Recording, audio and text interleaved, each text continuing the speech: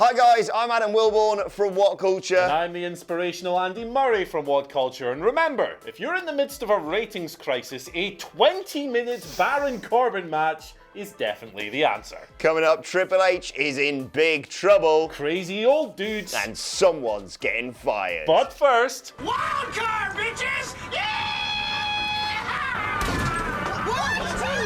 This is the news. So... something really strange happened last night. As Where do you start? Well, Raw in general was an absolute mess, as you can read all about on WhatCulture.com.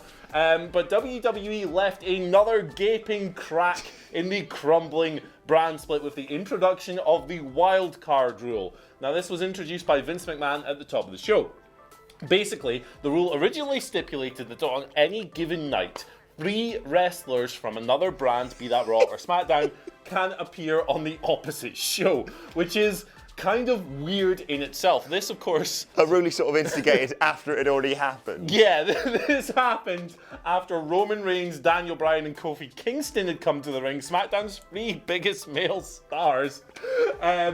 But anyway, the show kind of rumbled on and on and on. Later in the evening, the rule was immediately broken when Elias and Shane McMahon showed up, taking the count to 5. Then, later, Lars Sullivan showed up. He killed everyone on No Way Jose's conga line, and then he killed No Way Jose himself. So, this, understandably, led to Vince McMahon increasing the limit of the number of wrestlers who can appear, but not to 6, to 4. Because Vince McMahon doesn't understand mathematics. So, Adam Wilborn, what the hell is going on? I mean, they have just panicked, haven't they? Yes. They've gone, oh, bollocks, no one's watching. Who's popular on SmackDown? I don't know. Maybe the best wrestler in the company right now, Roman Reigns, and the current WWE champion. Sod it, put them on Raw as well, and then we'll just say, who's going to turn up tomorrow night on SmackDown? Who knows? And then, yeah, I suppose, arguably you could say Shane and Elias weren't invited, but then again, neither was Lars Sullivan. He just came out to kill No Way Jose. They all just kind of appeared. Vince McMahon did say that. Oh, Shane and Elias don't count. Why don't they count, Vince? Why? Like, hire that continuity guy now, because this was an absolute mess. Now, look, we get a bit of slack every now and then for being cynical, but I think this is kind of well earned in this case. It's kind of like, at this stage, Vince McMahon has no idea whatsoever how to cure his ratings crisis, and he's just throwing around all these weird, wacky ideas that don't make any goddamn sense, like this wildcard thing. Look, if you have a brand split in place and you can't book around that brand split in a way that generates good ratings and good creative content, why the hell do you have the rule in the first place? You instigated it. What are you doing? What are you doing, Vince McMahon? Why do you instigate a rule that stipulates 3 people can come across and then immediately have 6? It makes no sense. Considering the way it's been going recently, why didn't they just say the Superstar Shake-Up's continuing, and then every week people just switch between shows? Because every week we've had a new person involved in the Superstar Shake-Up since it officially happened the week after WrestleMania. Yeah, it kind of feels like we're just getting back to the days where the brand split didn't really exist. Like, you know, in its dying days in the original phase before it was officially scrapped, but people were just bouncing back and forth all over the place. It seems like an excuse basically to have guys like Roman Reigns and Daniel Bryan on both shows. Now, I love Roman Reigns and Daniel Bryan. I'm not going to complain about that. And we got that great WWE Championship match. Oh, of course, yeah. An absolute ripper. But like, yeah, no sense. It's complete nonsense. It's bollocks. It's idiotic. It's silly. I would love to say let's see how it pans out, but it's already been messed up, so who cares? Let us know. I'd be intrigued to learn the fans' thoughts on this. Let us know your thoughts on that in the comment section below. I mean, what are they going to do next? I don't know. Bring back loads of old dudes.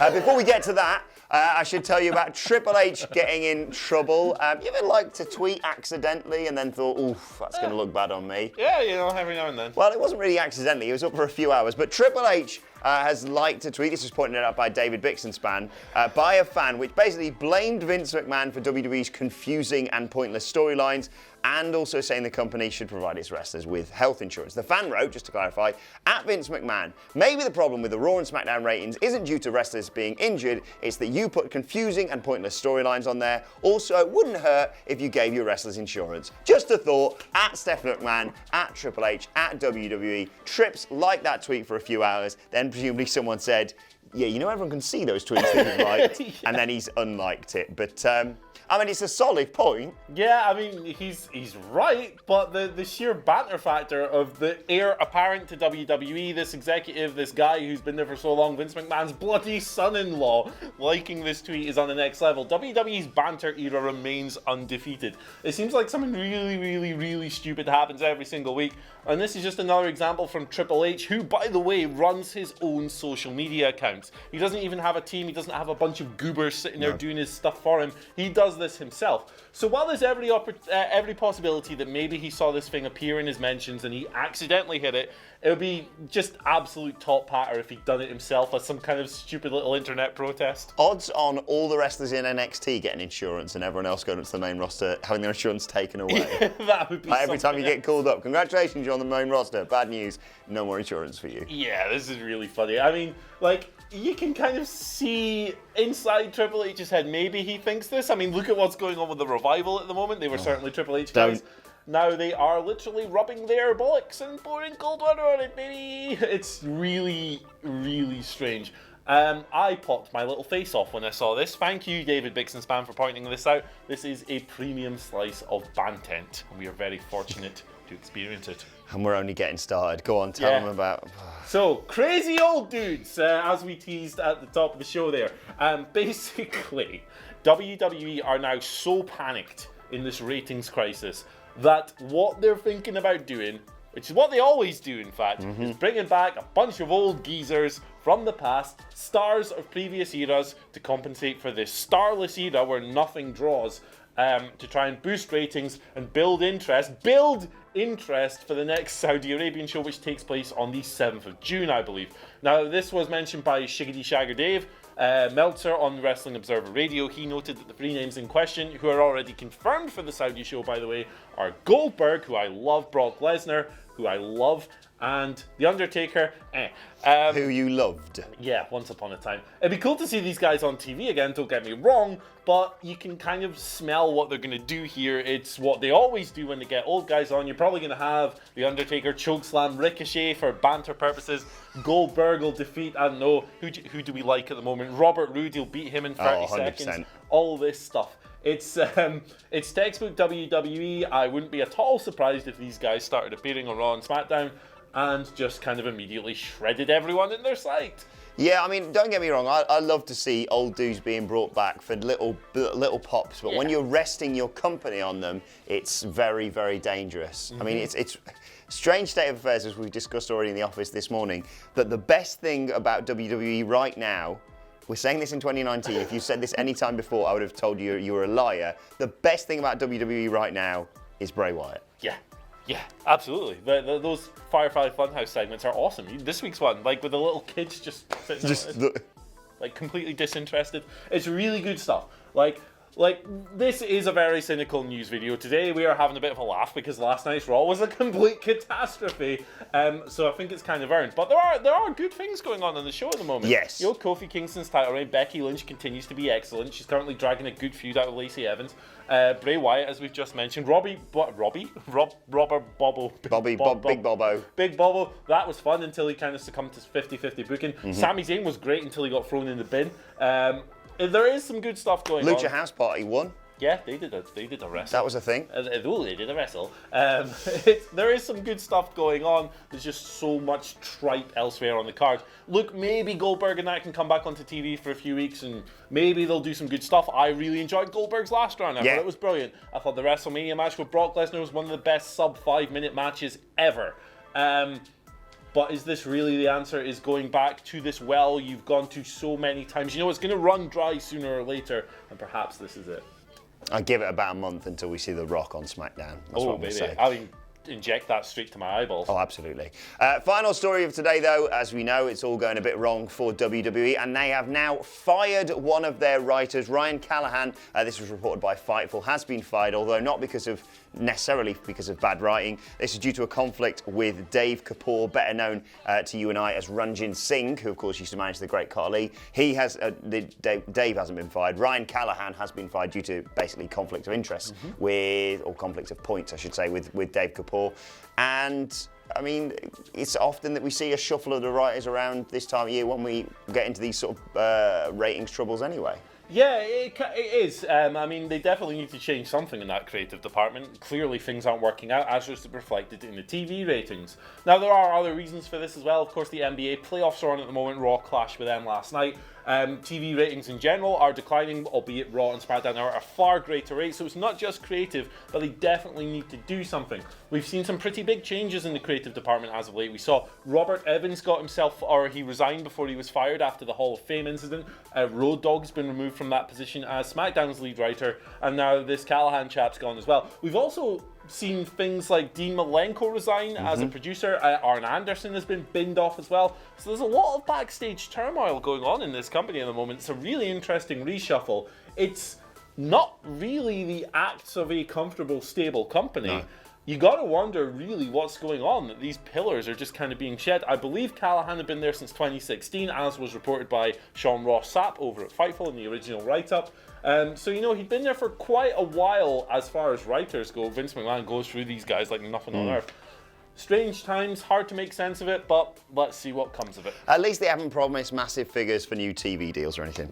Right, let's move on to your Twitter questions. As always, you can tweet them at us at WhatCulture WWE. This first one's more of a statement, but I'd love to get your thoughts on it after last night's show. Ronell on Twitter says, it seems as if WWE or Vince is using Sami Zayn to complain at the WWE Universe. Thoughts? Yeah, kind of. That's a really nice little take on it. I think that's absolutely right. When he came back on Raw and he had that match with Finn Balor and he immediately started ranting about toxic fans and you created this problem and stuff, it really does feel like Vince is living vicariously through the guy. Now, the counter to that would be that Braun Strowman literally threw Sami Zayn in a bin last night. I love his critic of the critics line as well. Yeah, it's like... It's a really good take. I think there is something to that. Let's just see what happens with Sami going forward, though, because Vince's disdain for his audience isn't going anywhere. But is Sami after getting buried last night? I don't know. I don't know what the point of that thing was. I thought maybe he was going to trick him into something or just escape and be that classic heel, and then no, he got caught up with. He got put in a bin. And that was the last we saw of him on Monday Night Raw. Literally, a team of 20 writers came up with that. Yeah, I don't know. Put him in a bin. Yeah. Right, next question comes from Sean Acklin. This is going to hopefully take our minds off last night's show at least. He says, tights, trunks, shorts, jeans, etc. What is your favourite style of wrestling gear? Oh, that's interesting. I really do like the classic just trunks straight up. It's just a textbook look. It's simple, it's effective, you don't really need anything more than that, but I kind of like the grimy deathmatch worker look as well. Obviously you don't get that in WWE, but there's a guy called Masashi Takeda who over in Japan who kind of just wears these crap shorts with really shoddy trainers and knee pads and stuff, and all his body's all scarred and stuff. It looks really good. On the other side, stuff like Kurt Hawkins' attire just looks really awful. I really don't like when I see someone wrestling in jeans. I can't imagine what that must be like. Imagine the chafe. Well, at the end of it, was the Claymore that Drew McIntyre did because he's basically his gear wouldn't let him raise his leg up without raising his other leg up. I imagine that's like tenfold when you're wearing something like jeans. So the correct answer, of course, is jorts. Right, final question today comes from DS Emmanuel on Twitter, who says, based on Vince McMahon's epiphany, that's what we're calling it now, which Raw superstars do you think will show up on SmackDown tonight? Literally just name every top star on Raw. I think that's what they think is the answer. Bring the big guys over and try and spike a rating. AJ Styles, Seth Rollins, sure, they can come along, why not? Dana Brooke, she's a legend, why not? No Way Jose? No Way Jose. I think maybe someone like Alexa Bliss could come over from the women's division. I think they still perceive her as a big star. Whether that's true or not is up for you guys to decide. But yeah, I'd say definitely Seth and AJ, maybe Joe and Ray. My tip is the Usos to come across and be given the SmackDown Tag Team titles, because who bloody knows at this point? Yeah, it's an absolute mess, isn't it? Anyway, we're going to flip the roles today. I've got an and finally for you, Adam. I don't like this. So we just spoke obviously about Triple H and his embarrassing social media slip-up. Well, guess what? What? That is not the most embarrassing social media slip-up that Triple H has ever done. A few years ago, as pointed out in the Reddit thread dedicated to Triple H liking the tweet criticising Vince McMahon, they pointed out that a few years ago, Vince McMahon used to follow a pretty interesting account here on Twitter, that being at Big Anal Butts Rule. And here is a screenshot of that tweet. The account is I Love Big Ass. The description of that account is or was, follow me and speak for something to do on Twit Nation, which has no real relevance. But yeah, Triple H, horny on main. I like the fact as well there, it's got Triple H, 13-time world champion, and it says following 18. So that's not an accident. That's not like, some people, you've got thousands of followers and maybe you've accidentally clicked follow on the wrong thing and you're doing a little bit of late night stuff, He's specifically gone, right, I'm going to follow WWE, my father-in-law, my wife, my brother-in-law, and Big Anal Butts, or whatever it's bloody called. I don't know when Is that account still going? I'm going to check that out, actually. I don't know when that's I think good updates. Because Triple H has a bit more hair in there. It's like an older screenshot and stuff. But yeah, not the worst thing he's ever done. No, not by a long shot. Let us know your thoughts on that and all of today's stories in the comment section below. And don't forget to like, share and subscribe and send us your Twitter questions at WhatCultureWWE. Whilst you're there on Twitter, you can follow both of us. You can follow him at Andy H. Murray. The H stands for ha.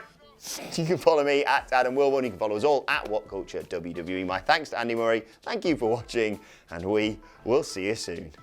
What a bag of balls.